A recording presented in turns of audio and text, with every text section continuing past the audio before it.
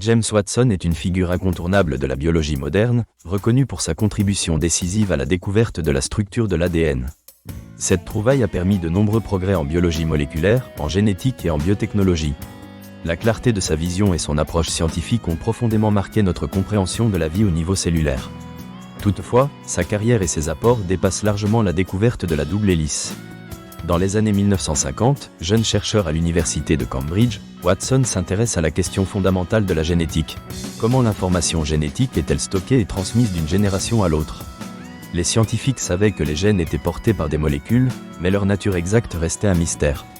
Avec son esprit curieux, Watson décide de se plonger dans cette énigme. En 1951, Watson rencontre Francis Crick. Ensemble, ils explorent la structure de l'ADN en utilisant des données expérimentales accumulées par d'autres chercheurs. Un élément clé de leur approche est l'exploitation des clichés de diffraction des rayons X réalisés par Rosalind Franklin. Ces images fournissent des indices cruciaux sur la forme de la molécule d'ADN.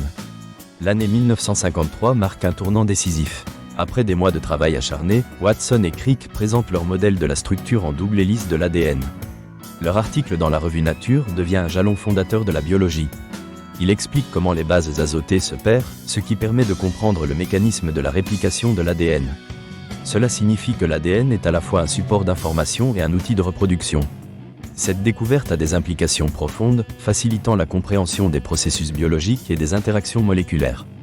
Les conséquences de cette découverte ne se limitent pas au cadre académique.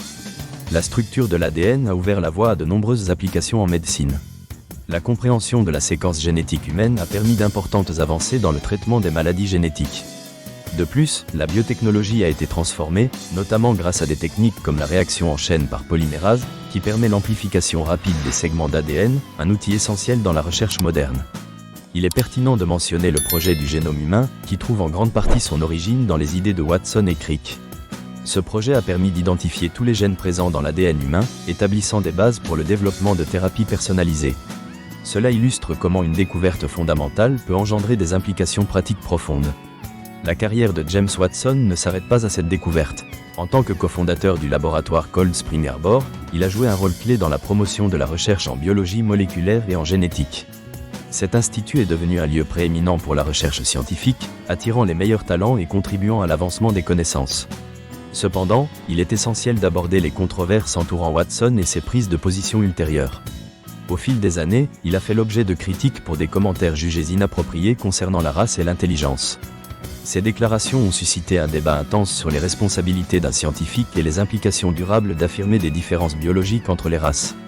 Ce débat montre comment la science peut être perçue et utilisée en dehors de son cadre expérimental. Dans le contexte contemporain, la biologie moderne repose sur un échange intellectuel constant et une responsabilité éthique. La découverte de l'ADN par Watson et ses pairs a été un catalyseur pour des découvertes futures. Toutefois, elle rappelle aussi la nécessité de traiter ces découvertes avec précaution et d'adopter un esprit critique sur leur utilisation. Les erreurs d'interprétation peuvent mener à des dérives. En conclusion, la contribution de James Watson à la biologie moderne est indéniable. Sa découverte de la structure de l'ADN constitue un pilier de notre compréhension actuelle de la génétique. Néanmoins, il est essentiel de nuancer cette évaluation en tenant compte des préoccupations éthiques et des implications sociales. C'est cette dualité, entre le progrès scientifique et l'impératif éthique, qui définit les problématiques contemporaines de la science. Les étudiants et les futurs chercheurs doivent être conscients de cette complexité pour que l'innovation soit guidée par un sens profond de responsabilité.